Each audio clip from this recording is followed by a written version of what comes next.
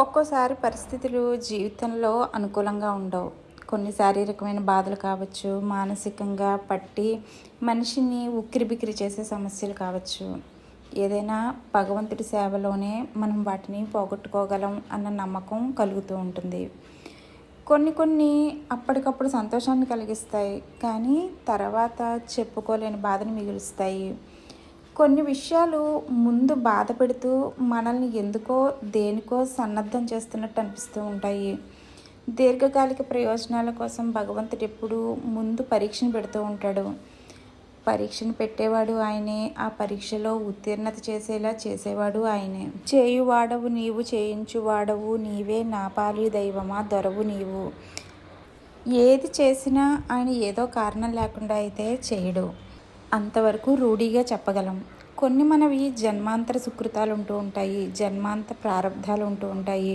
ఆ సమయానికి అవి అనుభవంలోకి రావాలి అని ఉన్నప్పుడు స్వామి ఆజ్ఞగా వాటిని శిరసావహించాలి.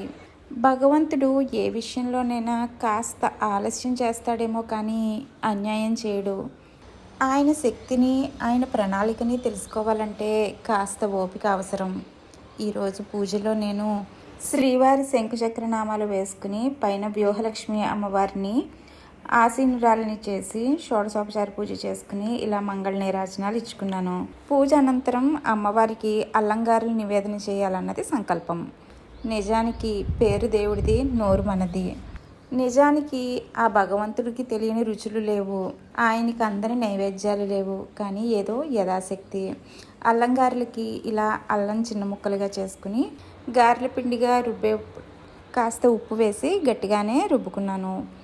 పైన కాస్త జీలకర్ర కూడా వేసుకుని నివేదనకి అనుగుణంగా కాస్త నీళ్లు వేసుకుని దీన్ని కలుపుకోవాలి. ఇలా నివేదనకి అది వేసేటప్పుడు గారెల్లో కాస్త జీలకర్ర వేసుకుంటాము.